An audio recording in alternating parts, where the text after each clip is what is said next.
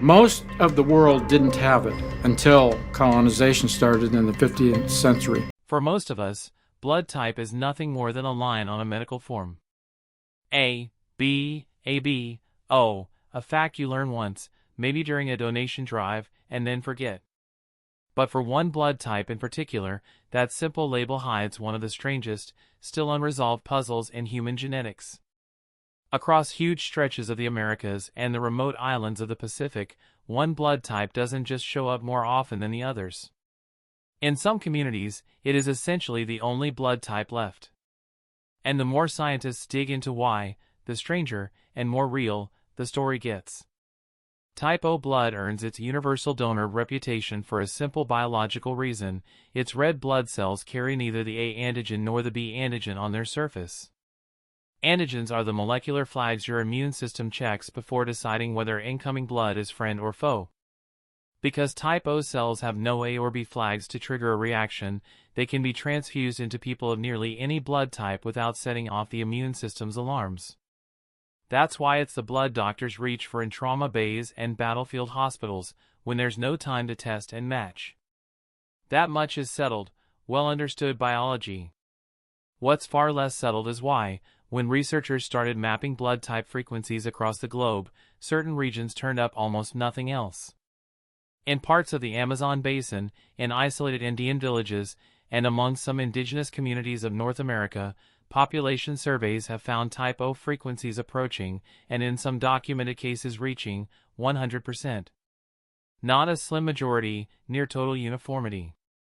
Meanwhile, A and B alleles, which are common throughout Europe, Asia, and Africa, are vanishingly rare or completely absent in these same populations. This isn't a minor statistical quirk. It's one of the most extreme examples of allele frequency skew found anywhere in human genetics, and it has kept population geneticists arguing for decades. Scientists generally reach for two tools when they see a trait spike to near uniformity in an isolated population: the founder effect and genetic drift. The founder effect is straightforward. If the small group of people who originally settled a region happened to carry mostly type O alleles, their descendants would start off with a genetic deck already stacked toward O, even before any other force acted on the population. Genetic drift builds on that. In a small population, allele frequencies don't stay perfectly stable generation to generation, they wobble randomly, the way flipping a coin only 10 times can easily produce 8 heads even though the coin is fair.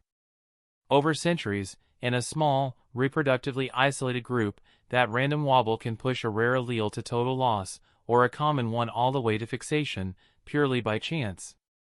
Put those two ideas together and you get a tidy story: a small founding population that happened to lean O-heavy, isolated for thousands of years, drifting the rest of the way to near total uniformity. For a long time, this was considered a reasonably complete answer. But as more genetic data came in, from more populations, across a wider span of the Americas, the tidy story started to strain. Drift alone tends to produce patchy, inconsistent results, some isolated groups losing A, others losing B, some retaining a bit of both. What researchers actually found was far more uniform than drift alone comfortably explains: the same outcome, type O dominance, appearing again and again across enormous distances and many separate, unrelated communities. That kind of consistency is the sort of pattern that makes scientists start asking whether chance was doing all the work, or whether something else was pushing in the same direction.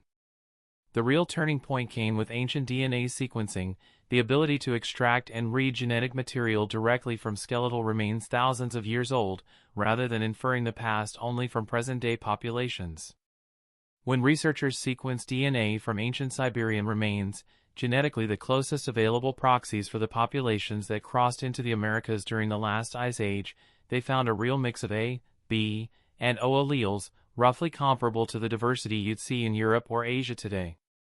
That's an important data point. It suggests the earliest migrants into the Americas were not, in fact, a genetically narrow, O-only group to begin with. That raises the natural question: if diverse blood types entered the Americas, why did so much of that diversity disappear so completely and so consistently in the millennia that followed? A pure founder effect struggles to explain total, repeated disappearance across dozens of unrelated groups. This is where the debate gets genuinely interesting, because there are a few real, competing hypotheses, and honestly, no consensus answer yet. One serious line of research looks at whether ABO blood type affects susceptibility to specific infectious diseases, and here, real, peer-reviewed evidence exists, though it's more modest than headlines often suggest. Cholera is the clearest example. Multiple epidemiological studies have found that people with type O blood who contract cholera are statistically more likely to develop severe, life-threatening disease than people with type A or B blood. The likely mechanism involves how the cholera toxin interacts with the intestinal lining, and blood group antigens appear to modulate that interaction. If anything, this cuts against the idea that O was purely protective. For cholera specifically, O may actually be a disadvantage. Malaria tells a more complicated story. Some studies suggest type O red blood cells are somewhat less prone to the rosetting effect that certain malaria parasites use to clog small blood vessels, a process linked to severe malaria complications. That would suggest a real, if modest, survival edge for O carriers in malaria-endemic regions. There's also research connecting non-O blood types to a higher risk of certain clotting disorders, and separate research linking blood type to differing susceptibility for various other pathogens, including some strains of norovirus and, in more recent research, some respiratory viruses. None of these effects are close to absolute. They're statistical tilts, the kind of thing that might shift survival odds by a few percentage points in a population, not a guarantee of who lives and who dies. But here's the important part: a few percentage points is exactly the kind of pressure that, applied consistently over hundreds of generations, can meaningfully reshape a population's genetics. Evolution doesn't need a dramatic, single-generation wipeout to produce a striking outcome. A small, repeated survival advantage, generation after generation, is entirely capable of driving an allele toward fixation over a few thousand years, especially in populations that were already small and geographically isolated, and therefore more vulnerable to devastating, fast-moving epidemics with no immunity built up against unfamiliar pathogens. It's also worth remembering what isolation actually does to a population's exposure to disease. Communities cut off from wider human contact for thousands of years don't just drift genetically, they also lose exposure to the constant, low-grade churn of pathogens that larger, connected populations are continuously exposed to and partially adapted against. When contact does happen, whether through later migration, trade, or eventual contact with outside populations, the results can be catastrophic, precisely because there's been no chance to build up resistance. This is a well-documented pattern in human history for entirely separate reasons. It's part of why later European contact with indigenous American populations caused such devastating disease mortality.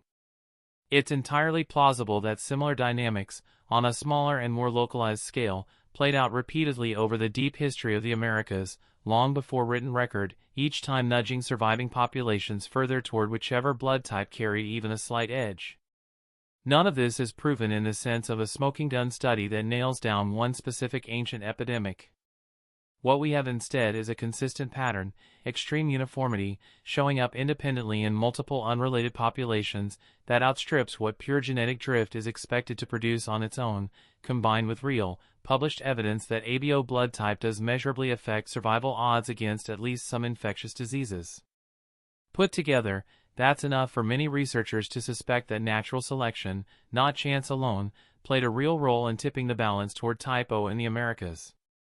A separate, and genuinely fascinating, thread of research involves the Pacific. Genetic and archaeological evidence, including shared crop species, artifact styles, and increasingly, direct DNA comparisons, has built a real case for pre-Columbian contact between Polynesian voyagers and South American populations centuries before European ships arrived. This isn't fringe speculation, it's an active, respected area of research, and genetic studies have found DNA segments shared between some Polynesian and South American indigenous populations that are difficult to explain any other way. If that contact happened, and current evidence increasingly suggests it did, it raises an intriguing possibility: any survival advantage tied to blood type wouldn't have needed to spread only through slow, continent-bound inheritance. It could have been carried, quite literally, across an ocean by voyagers whose descendants settled on both sides of the Pacific. So where does that leave us?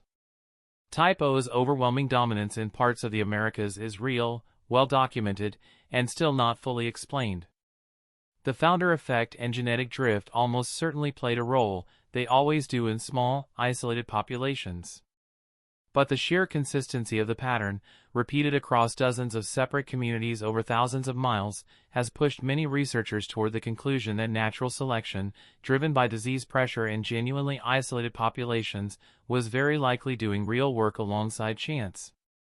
What we don't have is a single dramatic villain, no one ancient plague identified by name, no secret buried study, no single genetic switch waiting to be discovered.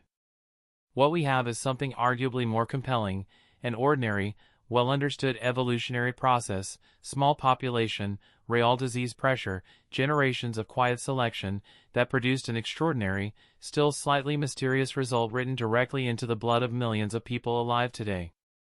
The next time someone mentions their blood type, it's worth remembering, for a huge number of people across the Americas and the Pacific, that letter on their chart isn't just a fact about compatibility. It may be one of the clearest fingerprints evolution has left on the modern human genome, a quiet, ongoing story that scientists are still working to fully understand.